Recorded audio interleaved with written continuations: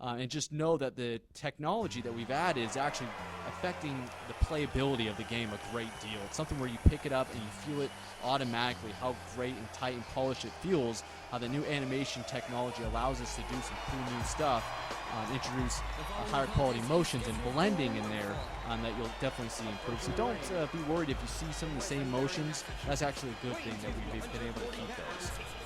Absolutely, and you mentioned blending.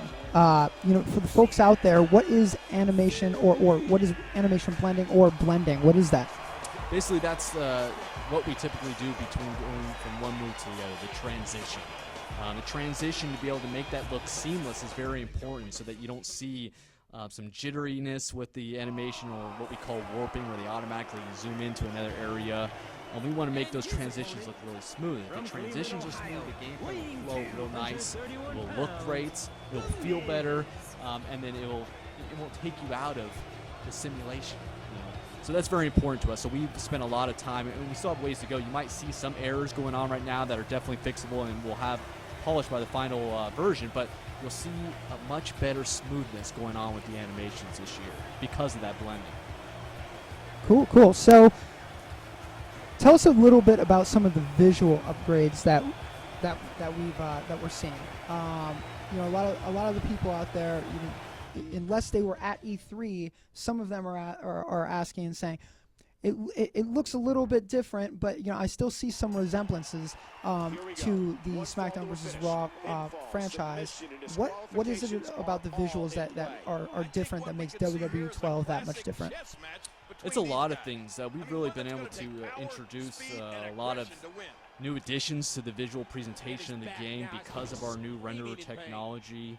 We talked a little bit already about the depth of field, which is that haziness you see in the background there that recreates the distance between the camera and that point in the background. So what allows us to do is really focus the attention on the characters in the ring to make them look real sharp. It also adds that realism. You do see that depth of field back there. That's always a nice addition. Also with the character models, we've been able to introduce higher res textures on the models themselves, so we get a lot more detail in the skin. You'll see cool things like freckles or scars or things like that that bring to life that true look of the character and really brings out that detail, which is really important. Also, we've been able to add animating sweat and blood as well in the game. So instead of being just some texture map that gets swapped when you get when your head busted open, and we actually have animation flowing down from the head and actually dripping on the character's chest and body. So that's all stuff that's actually dynamically moving in the game. Same with the sweat as well. The sweat's actually dynamically moving on the character's body. So those are some of those small subtle details you might see in there, but they're also those little things that make you kind of get immersed into the experience and see how realistic the game's looking. Also, we've added rope and mat physics as well, so when you see these big moves going on, you see the ring completely move and shake. It feels alive. It adds a lot of kind of fury to those moves, man. They really have a big impact. Whereas past games you might have seen them and they might have looked a little soft. This year, the whole ring is reacting to these moves, which really gives them some power, which is nice as well. Those are just a couple things. We really do have a lot of additions with the renderer that we're happy about. But those are some of the most noticeable ones you'll see right away. And just for the folks at home, just because WWE 12 is new and we're like issuing in the new era, we still wanted to keep that same sense of realism in the visuals as well, right? And this kind of allowed us to do that, and that was our approach all along. So yes, while WWE 12 is different, it's still the realistic visual approach is still there, right? Absolutely, yeah. We've done some really cool comparisons where we've actually taken screenshots of the game and compared them to what you see on programming, kind of a similar shot from WWE television. Boy, it's looking almost identical. It's getting really scary. We like to do that comparison just to see kind of where we're off, how we're looking good, things like that. And so that's always exciting to see how close we are to matching programming. And we still have ways to go, but we feel good about our progress so far and the potential. So we just actually saw the wake-up taunt, correct? That's a new feature. Tell us a little about that.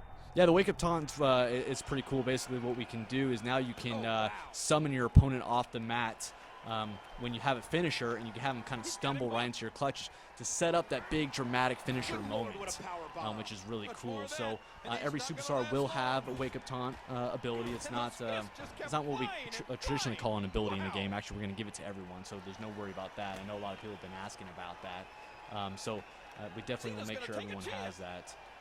And then, it's great for setting up your finisher because we give you a lot of advantages in the game where basically because you did a wake-up taunt, obviously you don't have to worry about being reversed because you have to lift up your opponent. Also, you don't have to worry about being reversed because we give you advantages such as it's harder to reverse. It's about 50% more difficult to reverse that move. That'll do some damage. Rated R Dynasty 217 says, my question is, for the move interruption, is it just where you get hit and fall, or a legit breakup in the move, like a Cena from behind. We do a break of the animation so that it looks clean and it blends nicely. So whenever, let's say, for instance, John Cena is doing an attitude adjustment, he has the guy up on his shoulders, and you come up from behind and hit it, he'll actually knock the guy off the top of his shoulders, and they'll both go to kind of a semi-groggy state. So we don't really transition to another move because that adds all these kind of complexities about does the guy have that move in his moveset and so forth, and making sure all those blend nicely. We do a nice little break animation for all those moves. Great. Oh, his body has to be broken right now. Look at the eyes of John Cena. The expression on his face here is very clear. He's in big trouble. We try to, I believe so. We try to make sure that a lot of the moves that you are doing against a standard opponent make sense. But I think we do still have some of those moves in there. I'm not 100% sure, so I'd have to double check for that question. But I believe we still have that. This has been physical. Great.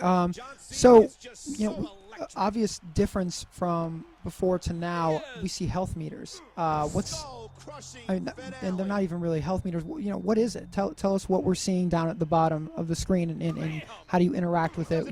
What does it do? Yeah, absolutely. The HUD down there is your fill gauge for your finisher, and so we changed it from a momentum gauge, which we had in the past game, that actually grew and shrank depending on how well you did in a match. If you had moves done on you, you lost some momentum. If you did moves, you gained some. What we found was that wasn't very competitive because if someone's on a hot streak, they can basically force you to lose the majority of your progress towards a finisher. Now you never lose the progress that you had in there, and you can continue to store it up so that you can save your finisher. Sorry, I have Miz, and he's crawling to his ropes there. He's trying to get a rope break, reach for the ropes, got it. He's still going. So I see when you go to run, the adrenaline pops up, and tell us a little about adrenaline and what the adrenaline meter indicates. Yeah, absolutely. And a couple of things I want to mention on the momentum fill gauge is that we also added the ability to store multiple finishers in there, which isn't an ability. Everyone can do it, so you can store more than one finisher. The adrenaline meter is a meter that kind of governs how long you can run for. Kind of similar to our stamina system in the past. Basically, as you're holding the run button down, your adrenaline meter will drain, and once you reach at the end there, you won't be able to run anymore. We don't do anything like make you fall down or anything that was kind of annoying in the past systems. What we do is we just force you to start walking at that point. Also, if you are being Irish whip, it won't take away from it as well. If you're Irish whip, you still will run even though your adrenaline meter is empty. So that is basically game designer Brian Williams' way saying to Greg Miller, "You can't see me," right? Yeah, absolutely. The whole purpose behind it was to reduce the spamming of run attacks and really to kind of govern that. Of course, if you don't like the adrenaline system, you can always turn it off in the options. We always give you that option. But it is something that kind of makes the experience more competitive if you do have a way to kind of govern that running spam. Cool. So you won again, and I know some questions that have come up are victory celebrations. Any new ones this year? And, or are they mapped to superstars that correctly? I mean, not really correctly. That's a strong word, but so that it's believable. Of like say a bad guy wins, and I'm not going to use the actual other terms, but bad guy wins, and he what's the are we kind of conscientiously, smartly mapping those this year, or what's going on with some of the winning celebrations? Yeah, I've read a lot of those comments about the